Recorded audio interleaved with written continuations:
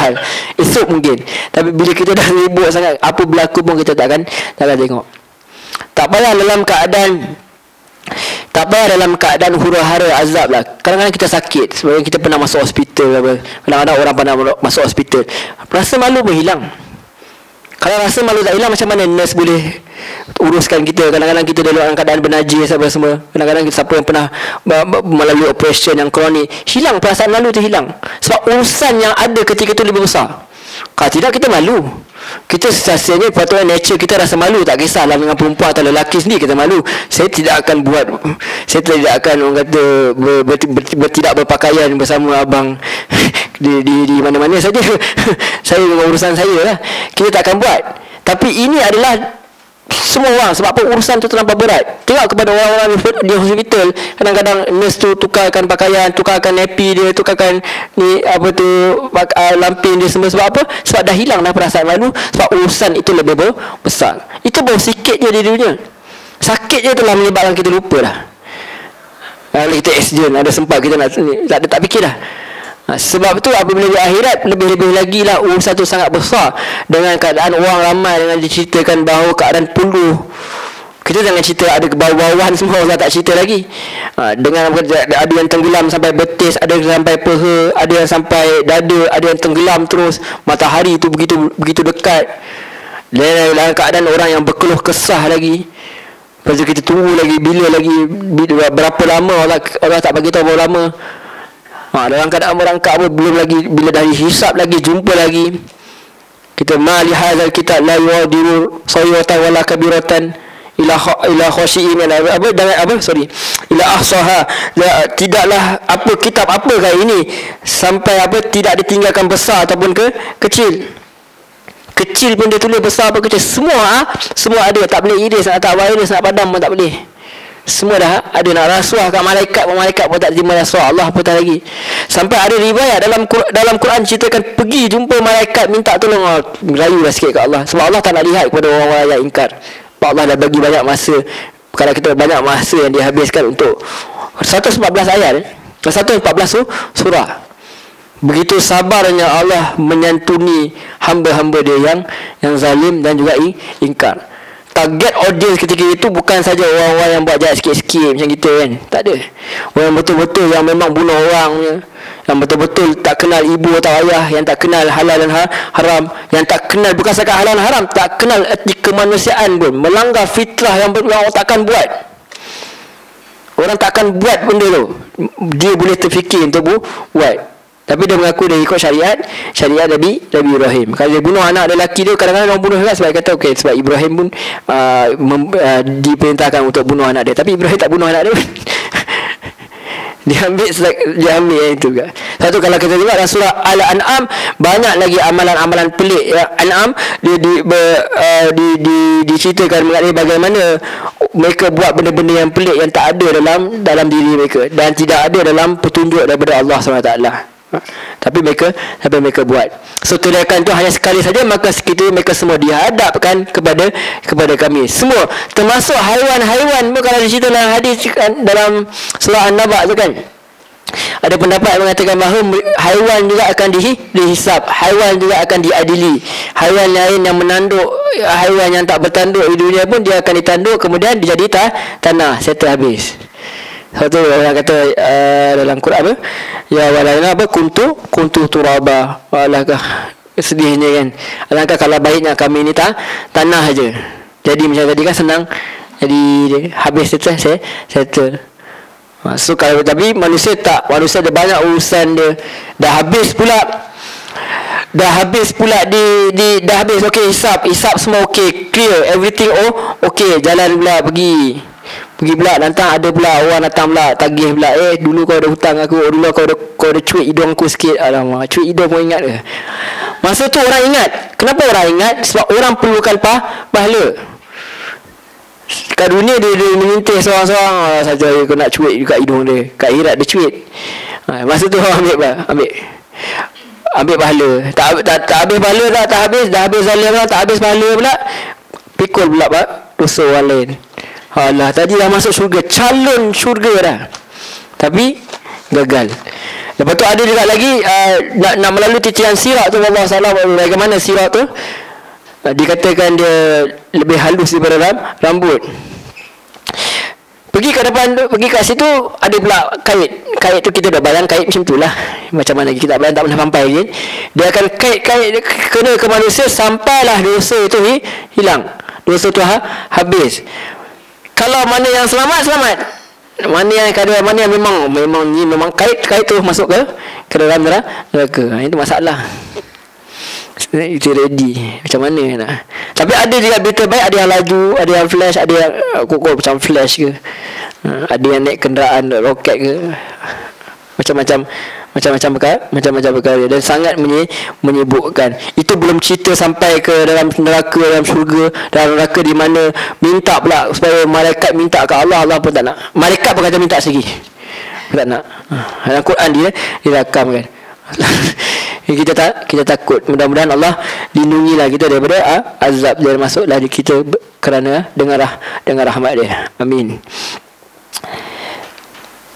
Kata Allah SWT berfirman ayat 54 fal yawma la tuzlamu nafsu syai'a wa la tujzauna illa ma kuntum ta'malun. Kata Allah, maka pada hari itu seorang tidak akan dirugikan sedikit pun, dan kamu tidak akan diberikan balasan kecuali sesuai dengan apa yang telah kamu kerjakan. Menjawab soalan saudara kita minggu semalam yang saya tak dapat jawab sama ada Allah akan ampun ke tidak, tapi yang penting Allah kata Allah takkan zalim. Jangan, nasihat saya pada diri saya sendiri dan siapa saja, mungkin kita tak boleh buat banyak, tapi jangan putus asa dengan rahmat Allah. Yakin bahawa rahmat Allah itu luas, dan Allah tidak akan menzalimi sesiapa pun. Itu yang yakin. Kita tak tahu apakah jadi, mungkin saudara kita tak masuk Islam ke apa, mungkin kita tak tahu apa nasib dia, tapi yang penting yang ada ialah kita tahu Allah takkan zalim. Kita tahu rahmat Allah itu luas. Sebab Allah kata apa? Seorang tu tak akan dirugikan sedikit pun, dan kamu tak akan dibalas kecuali sesuai dengan apa yang kamu kerjakan. Allah sebenarnya, kita kalau dosa dengan Allah it's not a big matter sangat, perkara yang besar, tapi Allah rahmat dia lagi besar daripada perkara yang kita buat. Cuma kita tak boleh pandang remeh dosa, tapi Allah, di sisi Allah tak kisah sangat kau buat apa kat aku sebenarnya. Yang Allah datangkan azab ni sebabnya Allah kesian kepada hamba-hamba dia yang lain. Orang ni nak solat, orang ni nak puasa, kau tak bagi. Tak bagi, satu pukul pula, belasah pula, bunuh pula. Dia cakap la ilaha illallah. Itu sebab Allah datangkan azab. Kebanyakan ni Nabi Nuh semua apa? Kenapa diazab? Sebab apa? Mereka ganggu orang lain nak beribadah. Orang lain nak sembah Allah, tak bagi. Kalau tak kacau, mungkin Allah tak buat apa pun. Mungkin Nabi Muhammad tak perlu keluar dari Mekah pun. Kalau semua orang Quraisy kata, tak apalah Muhammad, kau ikut agama kau, kami ikut agama kami. Dan Nabi berkata apa? Dalam surah apa? Waliyadin tu macam mana? Lupa lah. Padahal simple je. Lakum dinukum waliyadin. Bagi kamu agama kamu. Kalau mereka relax dengan Nabi, kita boleh hidup macam kat Malaysia lah, masyarakat majmuk. Dan Nabi pun hidup di Madinah macam tu juga. Nabi tak paksa pun orang Yahudi masuk Islam, tak ada masalah. Dan Nabi hidup dengan harmoni. Tapi Nabi start memenangi orang Khabar di orang Yahudi sebab mereka yang khianat. Mereka sebagai orang penduduk Madinah sepatutnya mempertahankan Madinah, tiba-tiba dia pakat pula dengan orang Mekah. Ini soal politik, soal siasah, bukan soal Nabi nak lawan orang kafir. Tak. Ini soal keselamatan negara. Kenapa kau bocorkan negara lain? Bocorkan rahsia negara kepada negara lain? Kita ada masalah, kita lah, tapi kenapa kita bocorkan kepada negara lain? Itu menyebabkan ketidakstabilan, menyebabkan apa? Patutnya pengkhianat memang boleh dibunuh walau ikut undang-undang mana pun. Pengkhianat kalau ikut undang-undang tentera apa, pengkhianat memang boleh dibunuh dalam perang. So itu tidak menjadi masalah. Yang jadi masalah apa? Dia start kacau lah. Nabi pergi semayang kat Kaabah, orang letak najis kat atas belakang dia. Itu menyebabkan datangnya azab Allah Subhanahu Wa Taala. Mereka mempermainkan. So maka pada hari itu seorang takkan dirugikan sedikit pun.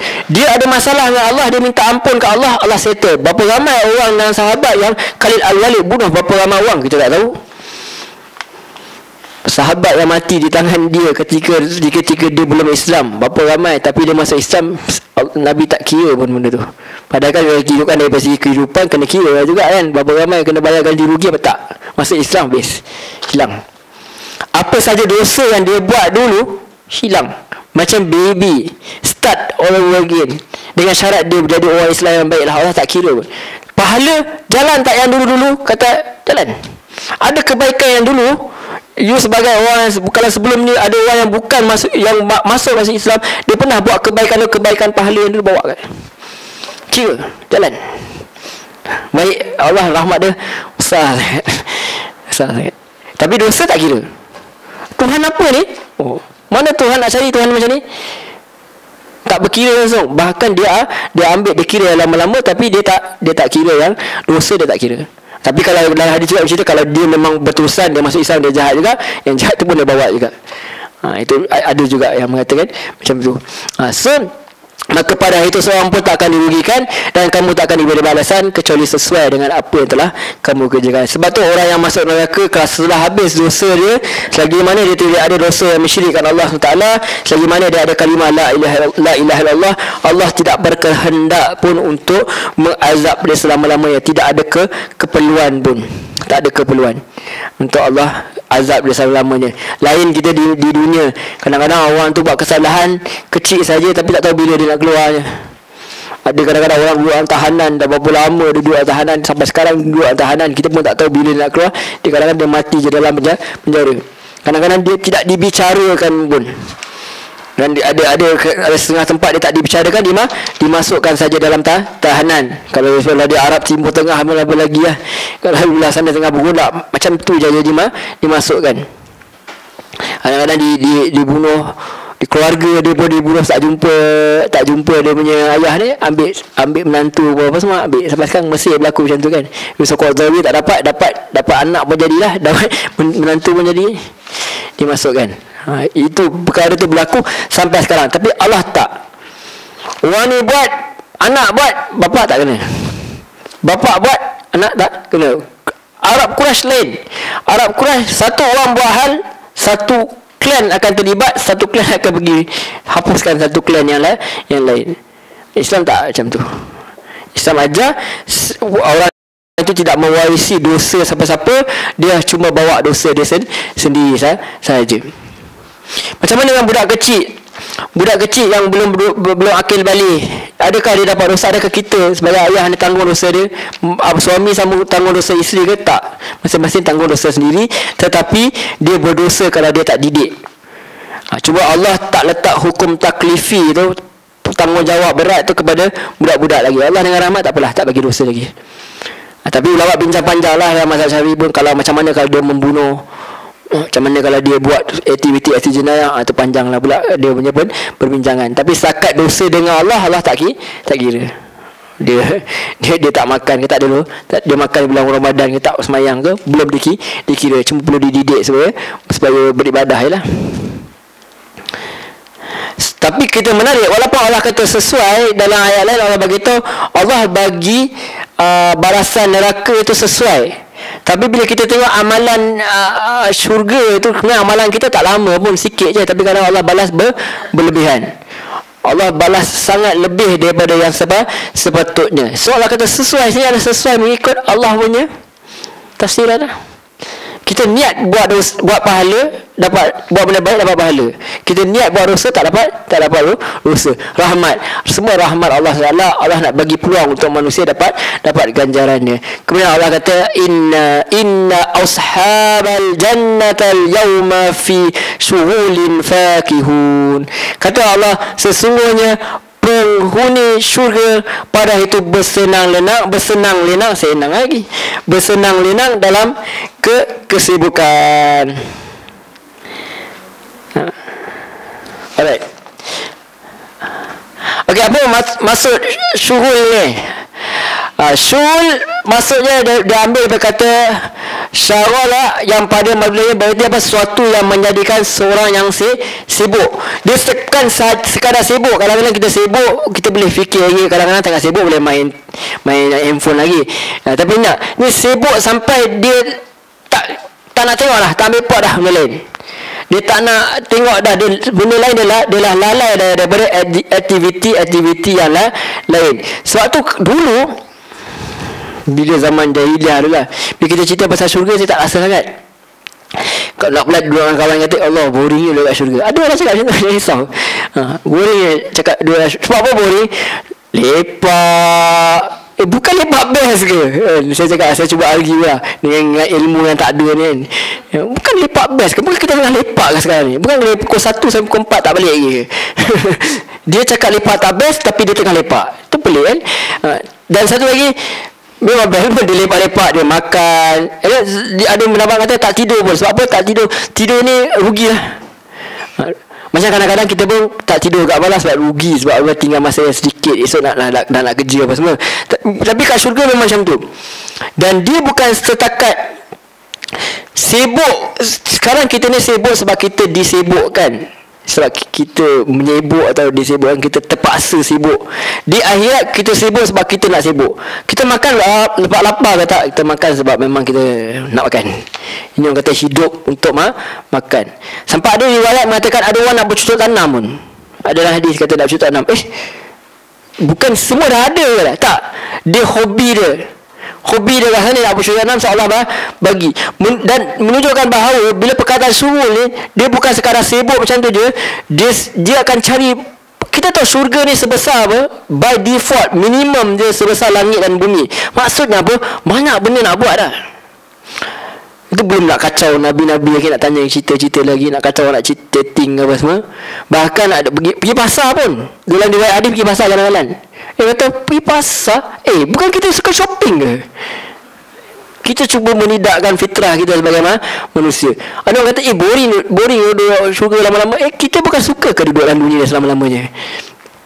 Kita sebenarnya sedang menafikan apa yang kita suka. Seolah bagi apa yang kita suka. Allah bagi. Ada orang cakap lelaki je dapat bidadari, perempuan tak dapat bidadari. Kita jangan cerita benda tu, tak tahu. Al-Quran kata dapat apa dia nak. Sekarang ialah perempuan tak boleh poligami, ke akhirat tak tahu. Bukan tak boleh. Tak boleh maksud saya sedang bersebelah belah perempuan, takut kena baling dengan tu. Tak boleh maksudnya dari segi hati. Kita tak tahu. Sebab kita cuba menilai syurga itu mengikut ukuran manusia. Ramai ustaz-ustaz kata, ya perempuan lelaki dapat bidadari, perempuan dapat suami je. Allah, dapat kau lagi. Sebab apa yang ajar tu lelaki. Dia pun jealous kan, isteri dia boleh kami, dia ingat dia boleh kami. Tapi Allah kata dalam Quran, kenapa Allah tak cakap macam saya cakap? Sebab Allah jaga maruah wanita tu. Saya jahat sikit. Dan kehendak manusia tak sama lah. Satu, bukan semua manusia nak. Saya pernah test juga kan, apa yang Nur Malihan buat. Waktu saya buat, saya tanya kat budak-budak dalam kelas, budak lelaki tanya apa, budak umur dah 2 ya 3. Kau nak apa nanti bila dah syurga nak apa? Bidadari lah. Kau tahu ke bidadari tu apa? Perempuan cantik lah. Oi, dah macam tu satu cakap ini. Tanya budak perempuan, dia cakap dia nak kucing dia. Dia nak duduk dengan teddy bear dia. Lain, dia punya kemahuan tu lain. So Allah bagi benda yang manusia suka. Sebab tu tak disebut sangat pasal bidadari apa, melainkan pelayan-pelayan lelaki tu adalah kan. Tapi tak disebut sangat secara detail. Sebab menjaga wanita itu yang sepatutnya dijagalah rasa malu dia tu. Tapi keywords dia everything. Apa sahaja di syurga yang kita nak, kita akan dapat. Dan kita sibuk, kita tak ada masa nak fikir. Mungkin awal-awal kita terfikir kan, awal-awal cerita pasal neraka semua, fikir pasal keluarga. Tapi itu semua awal-awal saja. Bila dah masuk memang tak ada. Dan bila dah habis dah semua orang yang dah Allah tentukan semua orang nak masuk syurga, kita dah tak fikir apa dah. Kita jangan urusan kita. Allah hilangkan rasa ragu-ragu, rasa risau, jealous ke apa. Sampai ke kawan-kawan kita yang kita bermusuh, kita jumpa dekat syurga. Lah, kau masuk syurga ke apa? Kita pun rasa macam, kau masuk syurga. Yang kita semuanya Allah akan bagi. Sibuk, macam-macam sibuk, cari sentiasa benda yang baru. Dalam riwayat dalam hadis pun ada mengatakan bahawa pergi pasar, ditiup oleh angin, balik rumah dia jadi kacak. Dia jadi lebih kacak, dia balik pasangan dia pun jadi lebih cantik. So maksudnya apa? Dia akan sentiasa barulah, muda, Bukan sekarang muda, makin anggun, makin cantik, makin handsome, makin semua benda tu tidak akan luput. Sebab tu dia tak akan boring. Sebab dia akan sentiasa buah. Mutasyabiha kan. Diberi buahan yang sama bentuk dia, nampak dah sama. Teringat kat bumi pernah makan, ataupun teringat sebelum ni aku dah makan buah ni, sedap ni, aku nak makan lagi sedap. So sentiasa berubah. Sebab tu manusia sibuk. Dia pergi cari, dia pergi hiking ke, dia pergi tengok, kau naik spaceship ke, pergi tengok cari alien ke apa. Sebab kita sibuk. Jangan bayangkan syurga sebagai satu bilik yang kecil. Bilik duduk kat sini, bilik yang besar, kan kecil, bilik besar, kosong, ada taman, pokok bunga. Kita duk bayang macam tu. Kalau tengok kalau ukiran kat Kristian dalam ni, macam mana dia punya lukisan, cari dalam Google, ada burung-burung, orang tengah tak pakai baju lari-lari. Itu dia punya bayangan dia. Dia bayangkan syurga macam tu kan. Tengok Adam dengan Eve macam mana kan. Tak, bukan macam tu. Dia adalah beyond kita punya imagination. Dia ada satu kingdom, dia ada satu kerajaan, dia ada satu tempat yang sangat hebat. Kalau kita rasa dunia dah hebat, kita tengok MIRT pun cukup hebat dah. Ada orang cakap, ada orang buat post, sebab sejak MIRT ni post apa, ni main-main je. Jangan tangkap saya sebab ni. Dia perempuan lah cakap, aku sudah mula menyayangi Najib. Sebab MIRT. Bayangkan, itu pun dia boleh cakap macam tu. Kalaulah di syurga lebih lagi lah. Kalau macam tu pun dia boleh ubah pandangan dia kan. Saya tak kisah, itu suka hati dia lah. Saya tak kata saya bersetuju, tapi itu hak masing-masing. Alright. So apa dia cakap sini, Allah kata kat sini apa tadi, syulin fakihun. Dia kata sibuk. Saya satu perkataan lah, tapi sebenarnya fakihun ni asal dia adalah maksudnya buahan. Fakihun asal daripada perkataan fakiha, yang berarti pembicaraan yang menyenangkan atau senda gurau. Dia asalnya kata daripada perkataan fakihah, yang artinya buah.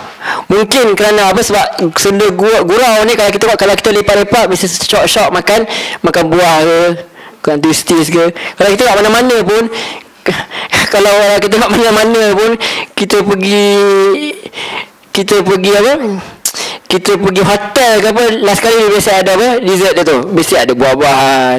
Pergi orang kahwin pun dia letak sembikai, letak apa buah-buahan. Manusia memang suka macam tu, enjoy. Nampak seperti kaya, apa koktel segala apa, tak kisahlah dia buah apa air lagi apa, tapi semua tu Allah membayangkan. Itulah manusia suka.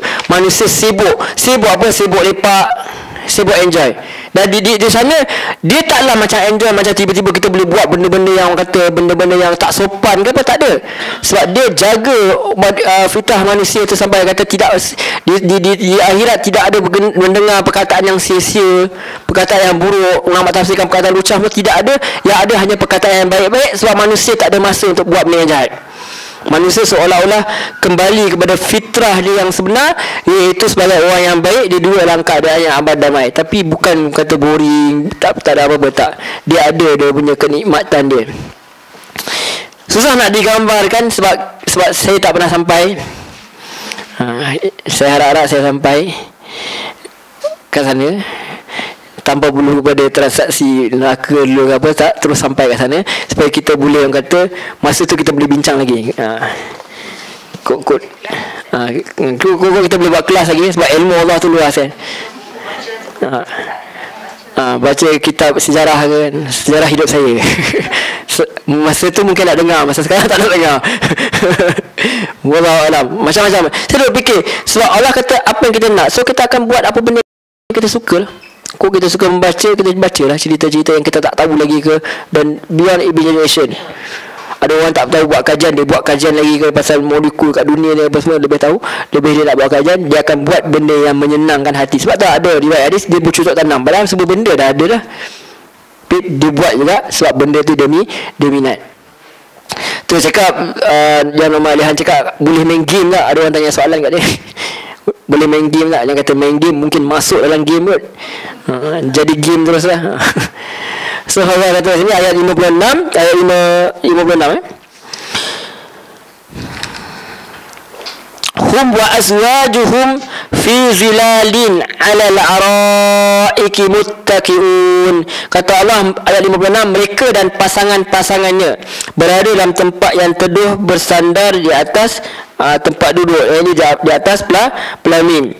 Tadi Allah kata manusia ni sibuk. Bila dah sibuk, bila dah buat kerja, dia bukan nak rehat saja sebab dekat akhirat dia tak penat, tapi dia lepak saja, dah duduk, dah pergi hiking ke, dah pergi ke buat kerja yang pelik-pelik kat sana, tak pernah datang kan. Biasanya duduk lepak-lepak pula, duduk kat tempat-tempat teduh. Sebab apa Allah cerita benda macam ni? Sebab di dunia ketika zaman Allah datangnya surah Yasin ni, manusia dalam keadaan yang sedang ditindas. Nabi baring atas umat masa Nabi di Madinah pun, Nabi baring atas, kadang-kadang kita panggil tika mengkuang lah, tika ke apa yang jenis yang berkesan, ada bekas. Bila Nabi bangun, Umar masuk masa kat Madinah, dah jadi pemimpin negara, Umar menangis, Umar sedih tengok.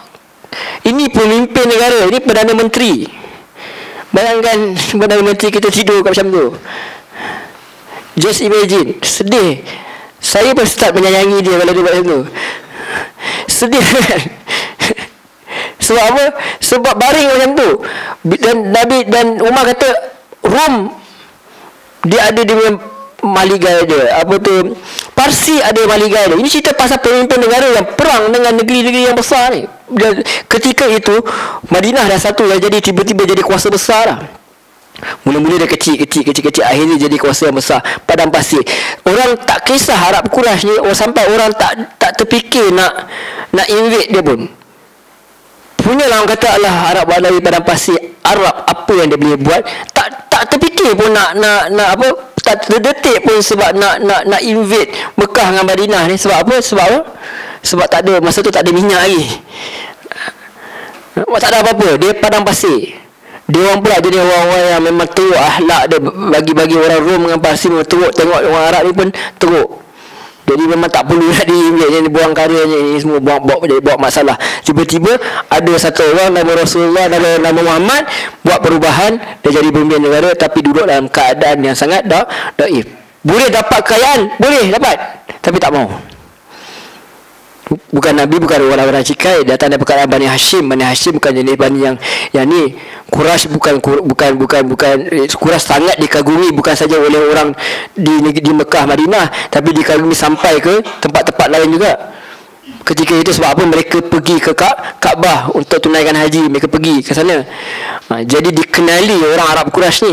Namun tapi Allah datangkan seorang Nabi yang tidak ada kepentingan, yang tak terima upah, yang tidak ada kepentingan. So Allah datangkan, tak apa, sebab tu Allah, Nabi kata kat Umar, kita mahukan syurga.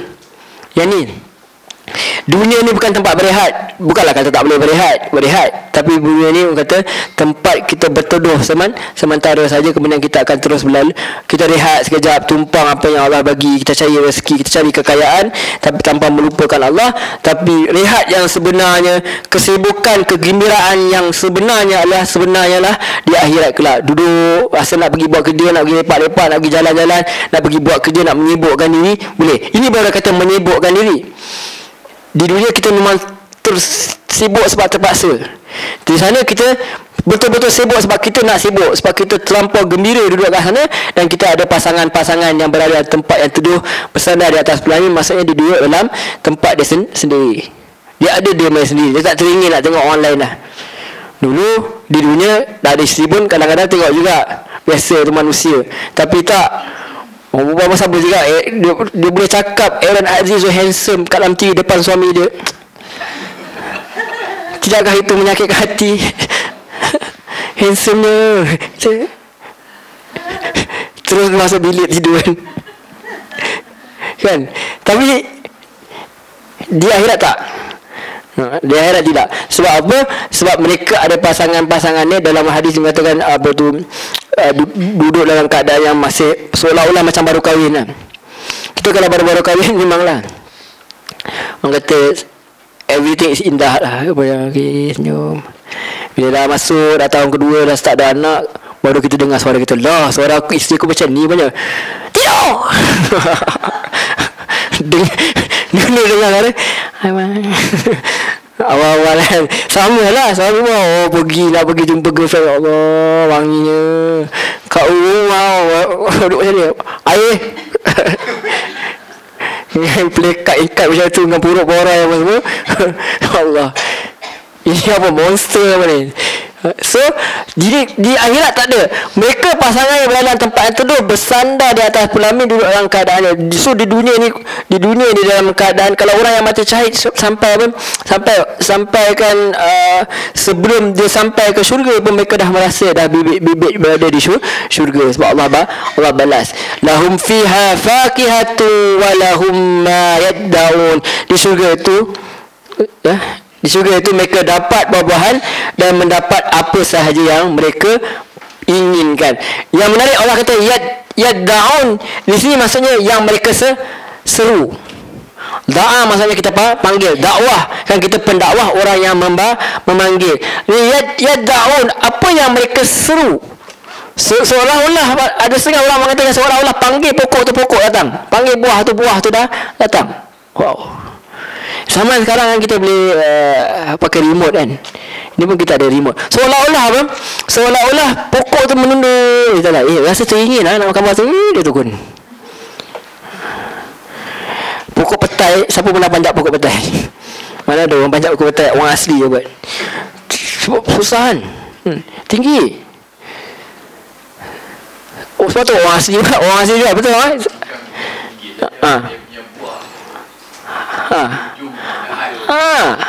Siapa yang selalu buat benda-benda ni? Orang asli kan. Sana kat sana tak payah kot, kita buat sendiri lah. Petai. Ada orang suka makan petai kan. Orang kata petai makruh Ustaz. Allah, arak pun boleh minum kat akhirat. Takkanlah petai makruh. Halal lah ke? Okey, ni petai wangi punya. Kalau dia suka busuk, untuk dia busuk tu bagus, dapat lah. Sebab tu budak kecil kan dia suka bantal busuk kan. Aku cakap apa, mata bawa kita tengok pun dah teruk lah bantal ni. Anak saya kalau saya basuh bantal busuk tu menangis je. Sedih dari mata. Seolah-olah macam dah tak nikmat apa tu. Yad'un maksudnya seru, panggil. Teringin betul, tapi dia pesan ada kan, manggil. So apa yang mereka inginkan, apa yang mereka boleh seru, seolah-olah macam tu. Wow. Kita banyak di dunia benda ni yang kita tak dapat kan. Kadang-kadang kita beli cantik lah. Buah pun kadang-kadang dalamnya ada masalah juga. Bukan semua tu menjadi bayar RM80 ke RM90, Durian King ke Monster King ke apa semua. Tapi di syurga dia yang terbaik lah apa yang kita nak. Apa saja mereka dapat buah-buahan sebab manusia sendiri di dunia pun suka kepada buah-buahan. Manusia suka kepada makan benda yang sedap, dan di akhirat dapat apa saja yang mereka mahu atau mereka seru, apa sahaja. Kemudian antara nikmat ni adalah salamun qawlan min rabbir rahim. Kepada mereka dikatakan salam. Dulu jadi isu, tak boleh tulis dalam mesej salam, sebab itu nanti Yahudi kan. Ni salam maksudnya apa? Selamat, tak ada masalah. Walaupun kita kata, kadang-kadang kita tulis ASKM, kita tak baca lah Assakum, kita baca Assalamualaikum lah. Rasulullah SAW, kita tak baca Rasulullah kita baca Rasulullah SAW. Kadang-kadang kita tulis kan, kadang-kadang sebab Ibn Abbas RA, kita tak baca lah research assistant ke tak, kita baca RA tu dua-dua anu lah. RA. So salamun qaulan min rabbir rahim. Salam sebagai ucapan peragaan daripada Tuhan yang Maha Penyayang. Rahim lagi. Sebab tu Allah nak bentuk kita dalam surah Yasin ni menjadi satu insan yang penyayang. Satu insan yang sentiasa bersangka baik dengan Allah SWT. Allah tak zalim, Allah azab pun. Tapi Allah tak macam kita kalau kita nak cerita pasal Allah tu baik, kita hilangkan bahagian azab. Tak, Allah cerita azab. Azab tu juga sebahagian daripada sifat rahim Allah. Allah sayang. Allah bagi tahu awal. Kalau tak jadi macam ni, habis macam ni. Macam lecturer kita lah, kalau tak datang kelas nanti tak boleh masuk exam. Sayang lah. Bagi kita peluang, bagi kita peringatan. So Allah kata kat sini, salamun qaulam min rabbir rahim. Salam sebagai ucapan penghargaan daripada Tuhan yang Maha Penyayang. Bukan sekadar dapat nikmat, bukan sekadar dapat ganjaran, dapat juga anugerah lah. Macam kita masuk award, dapat award. Kita dapat tun, paling-paling dapat haji, kan? Hajah, paling-paling. Tapi kat sana Allah bagi peragaan, Allah kata salam. Kenapa benda ni penting? Sebab di dunia, kalau orang-orang yang seperti Nabi SAW, seperti sahabat-sahabat, mereka dicemuh, mereka diberi gelaran dengan gelaran-gelaran yang menyakitkan hati. So Allah kata dekat akhirat kelak tidak ada perkataan yang lara, tak ada perkataan yang menyedihkan, tidak ada perkataan yang mengeluarkan hati tu duka cita. Yang ada hanya perkataan salam, selamat. Ya nafsun mutmainnah irji'i ila rabbiki radiyatan mardiyah fadkhuli bi ibadi wadkhuli jannati. Wahai nafsu yang tenang, baliklah kepada apa? Kepada keredaan Allah. Baliklah kepada Allah. Pergi mana? Masuklah ke dalam syurga Allah. Segala keluh kesah, segala apa sahaja yang merisaukan di dunia ini, akhirnya dibalas dengan perkataan yang mulia oleh Allah sendiri. Atau kalau kita tafsirkan, tak diberitahu siapa, tapi kita kata Allah sendiri mengatakan salam, ataupun malaikat mengatakan salam, selamat. Selamat, dah tidak ada kerisauan, dah tidak ada kebahaya, tidak ada kedurjanaan. Yang ada hanya rasa selamat dan aman saja. Salamun qaulan min rabbir rahim. Sebagai ucapan penghargaan. Di sini kita tahu ucapan itu datang daripada Allah. Penghargaan daripada Allah SWT sendiri, yang mana yang rahim, min rabbir rahim. Yang di mana orang yang menentang Allah sendiri, dia kata apa? Oh, betul lah seperti mana yang dikatakan oleh janji yang dikatakan oleh Ar-Rahman. Walaupun mereka tahu mereka akan diazab oleh Allah, tapi mereka pun mengaku bahawa inilah Tuhan yang pemurah, Tuhan yang telah bagi tahu warning daripada awal yang bahawa akan berlakunya hari kiamat. Tuhan ini tak sorok satu pun daripada kita apa yang akan berlaku di akhirat. Kemudian Tuhan inilah juga yang akan mengazab orang yang tak ikut dia, sebab dia dah bagi tahu awal. Tapi dia Rahim. Tapi jadi segala kesusahan di dunia sebenarnya sementara sahaja. Kalau paling-paling 60 tahun. Sebab tu orang yang kita tengok asratat, orang yang dikatakan nama dia Habib An-Najjar tu, yang orang yang lari belah hujung kota semalam yang kita baca tu, dia tak dicerita bengkaklah dia dibunuh. So dia cakap bahawa bagi dia mati tu biasa, sekejap je sakit pun. Bagi orang-orang yang telah merasai huwatul iman ni, kemanisan iman tu, benda tu sukar untuk kita cerita. Kita tak rasa benda tu sebab kita hidup dalam keadaan yang biasa macam ni. Tapi orang yang melaluinya, mereka rasa nikmat dia, bagaimana perasaan berjuang atas jalan Allah SWT. Siapakah makna salam? Salamun terambil daripada perkataan salimah, yang maksudnya keselamatan dan juga terhindar daripada perkara yang tercela. Bukan sekadar selamat, tapi dia selamat daripada perkara-perkara yang mengazab diri dia, merosakkan diri dia. Dia juga bermaksud memperoleh sesuatu yang menyenangkan dan diharapkan. Bila dia dapat satu benda yang senang, dia dikatakan sebagai salam, selamat. Kita kata ma'as-salamah kalau kita sebut kat orang, bukan puan salamah. Ma'as-salamah ni maksudnya bersama kamu keselamatan. Jalan, drive very safety, drive safely. Itu maksudnya salamah. Pelan jalan dulu. Maaf kalau ada siapa-siapa nama puan salamah kat sini. Kalau kat pukul 1 ni macam tu. So itu maksudnya. Jadi menunjuk bahawa dalam syurga tidak ada kerisauan, tidak ada bahaya. Yang ada hanya ketenangan, yang hanya ada keamanan. So Allah kata salamun alaikum. Dan kemudian dikatakan kepada orang kafir, orang yang ingkar kepada Allah, wa mutazul yauma ayyuha al-mujrimun. Dan dikatakan kepada orang kafir, berpisahlah kamu pada hari ini, wahai orang-orang yang berdosa. Antara satu rahmat untuk orang Islam sendiri adalah berpisah dengan orang yang bukan daripada golongan dia. Sebab kata rasa sedih. Nampak, mula-mula nampak, awal-awal tu nampak, lepas tu dah tak, lepas tu terus berpisah. Neraka dengan urusan neraka, syurga dengan syurga. Walaupun ada riwayat mereka dengar, mungkin awal-awal ke wallahu a'lam. Tapi bila dah lama-lama mereka akan berpisah. Sebab tu Nabi Ibrahim AS ada riwayat sikit lagi sebelum kita berhenti. Riwayat hadis mengatakan bahawa dia jumpa balik ayah dia, ataupun setengah pendapat mengatakan bahawa bapa saudara dia Ada setengah pendapat cuba melarikan daripada ayah dia dari dua pandangan. Tapi yang lebih nampak seperti yang lebih ni adalah dia itu ayah dia lah menunjukkan bahawa iman ni bukan boleh diwarisi. Tak semestinya ayah tu bukan Islam, dia akan anak dia akan macam tu juga. Jadi menunjukkan bahawa amalan itu adalah masing-masing, di mana Azar Nabi Ibrahim jumpa Azar. Kemudian Azar tu bapak dia kata dia bagi tahu kat Ibrahim, betul lah apa yang kau cakap sebelum ni, azab tu ada. So dia minta supaya Nabi Ibrahim doakan dia. Nabi Ibrahim doakan dia supaya dia diampunkan Allah, tapi Allah tak bagilah. Kemudian Allah tukar dia jadi, tak ingat jadi haiwan apa, dubuk ke macam tu, supaya dan dia campak dalam neraka. Kenapa Allah buat jadi macam tu? Supaya Nabi Ibrahim tak rasa kesian lah. Itu rahmat juga untuk Nabi Ibrahim. Ulama bincang kenapa juga? Supaya apa? Supaya dia tengok yang masuk dalam api neraka itu bukan ayahnya, yang masuk api neraka itu haiwan. Itu Allah kata, dikata orang kafir, berpisahlah kamu pada hari ini wahai orang-orang yang berdosa. Itu dihilangkan perasaan rasa sedih dia lah. Wallahu alam. Ini juga untuk kegembiraan, untuk hilang rasa kata kesian kita. Sebab tu kalau nak kesianlah sampai masa kita ada masa di dunia ni, kita buatlah semana yang mampu, dakwah yang boleh, yang selebihnya kita serah kepada Allah SWT. Sebelum kita rehat, ada soalan? Ya.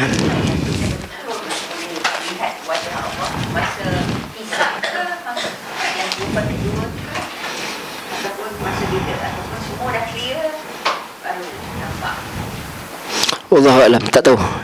Tak pasti dia punya okey. Adakah dia akan nampak betul? Sebab nampak dia sendiri juga boleh banyak tafsiran juga. Boleh juga nampak dengan nikmat, nampak dengan tidak. Dia kadang-kadang kita nampak orang dari jauh tak seperti kita suka lagi. Tapi ada kadang-kadang orang nampak, adakah orang kafir tak nampak Allah juga? Dibincang juga. Ada pendapat kata nampak, tapi nampak dalam keadaan yang meresahkan hati. So bilakah betul-betul tenang? Wallahu alam. Kemungkinan, ini saja kemungkinan saja kalau berdasarkan kronologi. Sebab kita tengok kepada hadis, orang risau bila datangnya, orang panggil jumpa Nabi Nuh, jumpa Nabi Adam semua, seolah-olah nak kata nikmat Allah tu, kata silap saya, di syurga. Melihat Allah, wajah Allah tu di syurga, bukan di padang mahsyar. Apabila manusia telah masuk syurga, sebab tak silap, nikmat yang paling besar ialah ketika dia melihat wajah Allah. Dan nikmat tu kita tahu dapatnya di syurga. Ada dalam syurga. Okey. Ya. So nikmatnya adalah syurga. Adakah sebelum tu kita tak lihat Allah?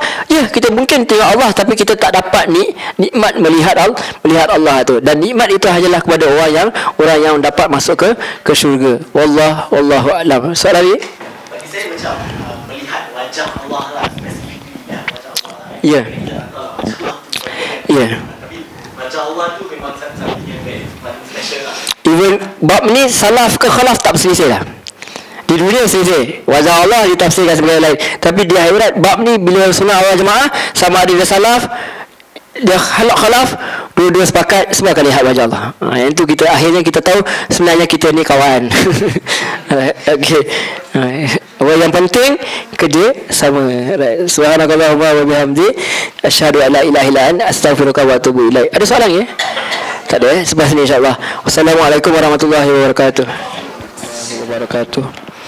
Alhamdulillahirrabbilalamin. Wassalatu wassalamu ala rasulillah. Amma ba'd. Okay, Alhamdulillah, syukur kita pun dah makan. Hujan pun dah turun, seakan-akan menggamit supaya kita tidur. Itu rahmat kan, Ar-Rahman turunkan hujan. Tak apa, tak lama dah insyaAllah. Ayat dah masuk pada ayat yang 59. Ayat sini pendek-pendek, tapi dia punya kupasan dia, Allah, kalau boleh saya bukan nak 2 hari, saya nak seminggu. Supaya kita kata lebih faham ayat-ayat yang daripada Allah SWT ni. Sebab apa? Sebab walaupun ayat dia nampak macam simple, tapi dia mudah dibaca, tapi bukan senang untuk kita amalkan lah. Maksudnya untuk kita memahami sebetul-betul sedalam-sedalamnya, hanya Allah saja yang mengetahui.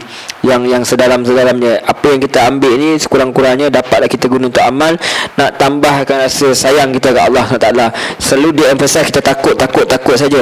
Takut saja bukan takut macam takut dengan orang kata lori ke apa semua. Tapi ni takut adalah takut yang membawakan kepada rasa cinta kita kepada pencipta kita, itu Allah SWT. Jadi dilanjutkan ayat 59 tu, Allah kata wamtazul yaumal ayyuhal mujrimun.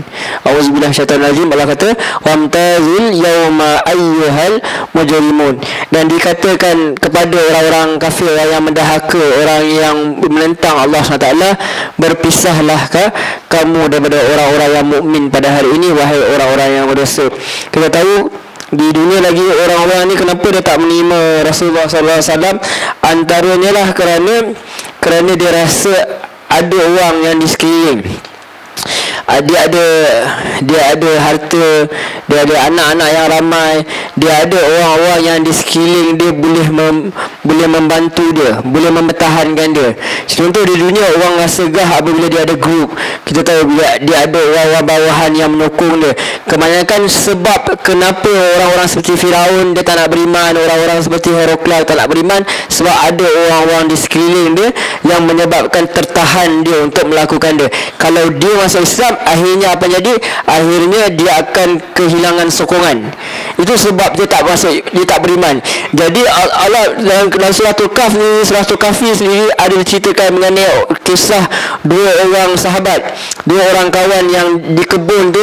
Satu orang dia bangga dengan diri dia yang memiliki kebun, dan dia ada harta, dia ada anak pinak yang ramai, menyebabkan dia lupa bahawa satu hari nanti dia akan pergi berjumpa dengan Allah SWT dalam keadaan bersendirian.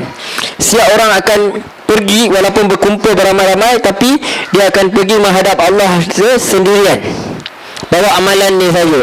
Harta pun sebab tu simbolik tidak berpakaian tu maksudnya apa? Dia tak bawa apa pun harta daripada dunia. Seperti mana dia dilahirkan dalam keadaan berseorangan, begitulah juga dia apabila dia berjumpa dengan Allah di dalam keadaan berseorangan. Baby keluar seorang-seorang dia, melainkan kalau dia kembar lah. Itu pun bukan keluar serentak, keluar sendiri-sendiri. Dan dia akhirnya nanti dia akan duduk dalam alam barzah tu, kat kubur pun dia akan tenang sendirian juga. Lepas tu dia jumpa Allah kelak, walaupun ada orang lain di sekeliling, esok dia jumpa dengan Allah pun dia akan balik bersendirian. Maka akan dipisahkan. Dalam surah Waqiah dijelaskan dengan lebih lanjut, ada golongan kanan, ada golongan kiri. Asbabu Yaman dan Asbabu Yaman, Asbabu Shimal. Asbabu Yamin, Asbabu Shimal. Golongan kanan, golongan kiri. Dipisahkan mereka. Ada golongan Sabiqun, golongan-golongan yang terdahulu. Golongan seperti para anbiya, para nabi, para syuhada, sahabat. Golongan-golongan yang terbaik. Dipisahkan mengikut kategori-kategorinya. Dan begitu juga orang yang beriman dengan orang tak beriman dipisahkan. Ahli kitab dengan orang yang walaupun ahli kitab diiktiraf sebagai orang yang ada kitab, tapi kitab dia dah bercampur berapa. Ada orang kata hukum hakam yang diringankan dengan ahli kitab, seperti mana sembelihan dia boleh dimakan apa semua. Tapi bila di akhirat tetap dia dikategorikan orang yang berpisah. So masih kira orang yang ingkar kepada Allah SWT. Lam yakunil ladzina kafaru min ahli kitab wal musyriki lam fakkina hatta ta'tiyahumul bayyinah. Betullah nyata kan, tidaklah mereka ini jadi kufur kepada Allah setelah apa mereka didapatkan kalangan kitab dan orang musyrikin sekalipun, setelah mereka mendapat bayinah, iaitu keterangan daripada Allah. Maksudnya masih lagi kategori orang yang ingkar. Maka dipisahkan sebagai apa? Sebagai keadilan Allah SWT dan sebagai rahmat juga, supaya orang yang melihat ahli keluarga kata siapa saja yang diazab Allah tu, dia tidak melihat keadaan itu. Seperti kita bincang sebelum, Nabi Ibrahim sendiri tidak melihat bagaimana ayahnya dalam bentuk yang asal dia azab dalam neraka, yang ditukar dalam bentuk lain. Supaya apa? Supaya menunjukkan satu untuk menghinakan azab itu sendiri, dan satu lagi untuk sebagai yang kata memujuk perasaan Nabi Ibrahim. Nabi Ibrahim kata, ini bukan ayah aku.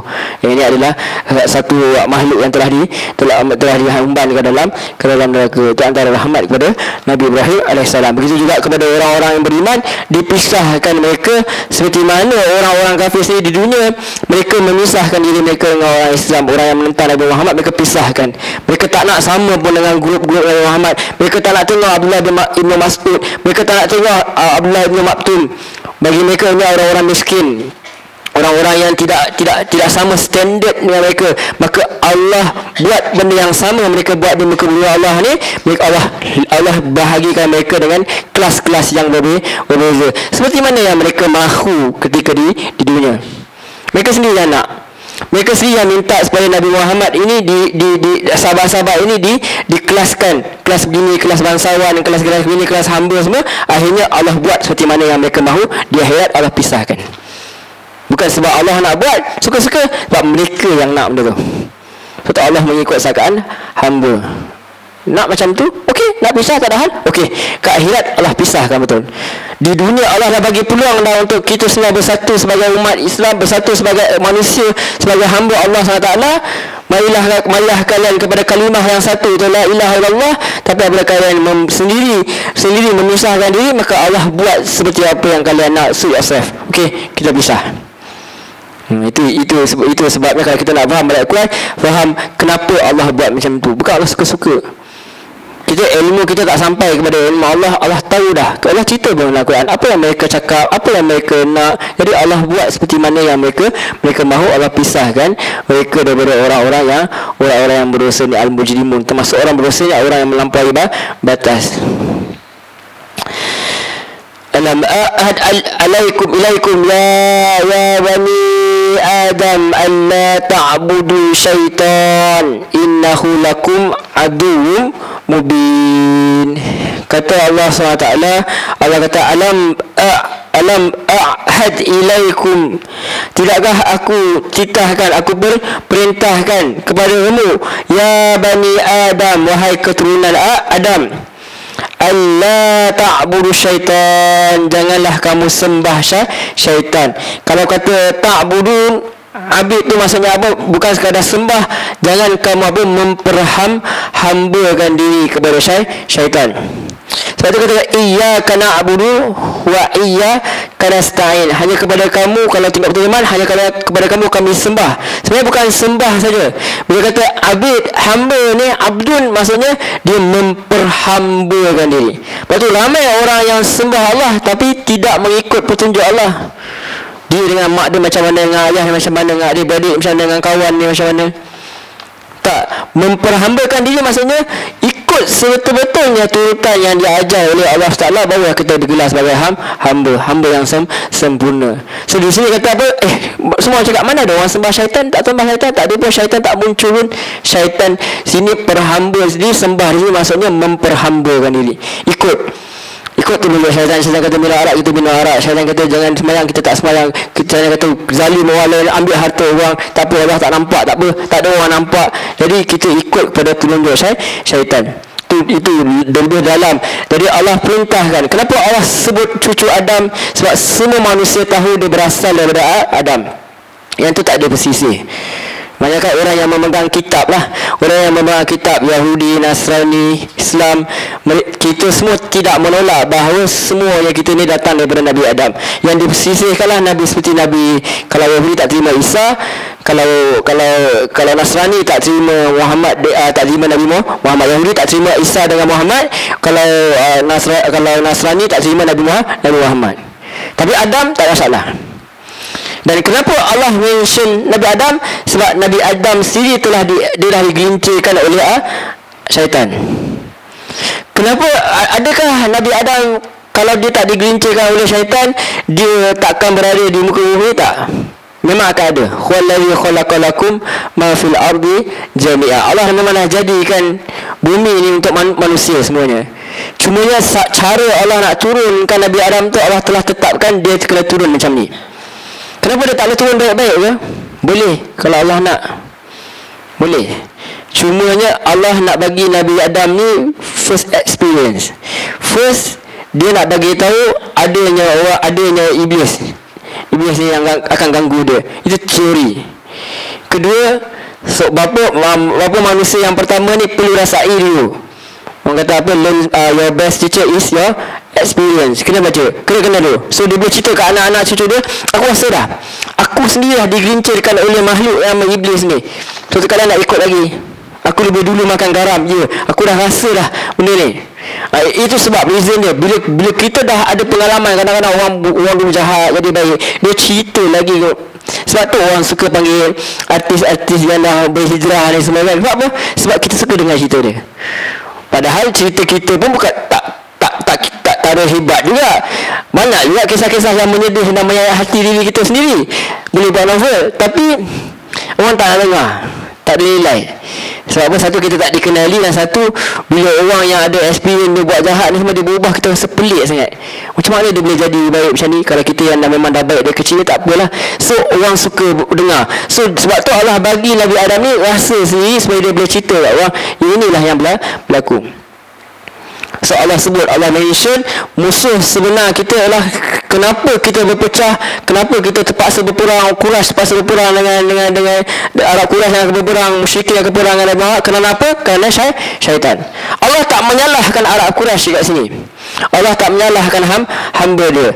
Allah salahkan apa? Allah salahkan syaitan. Dia nak kerja. Syaitan dah janji, iblis dah janji dan minta ke Allah supaya dia kekal sehingga ke kiamat, dan Allah kekalkan iblis lah. Dia ada one person je lah, jin je lah seorang tu, seekor tu ke apa nak panggil. Dia tu dia yang akan kekal. Syaitan-syaitan ni sama ada jin. Dunia tentera ni ada kalangan manusia dan jin. Kita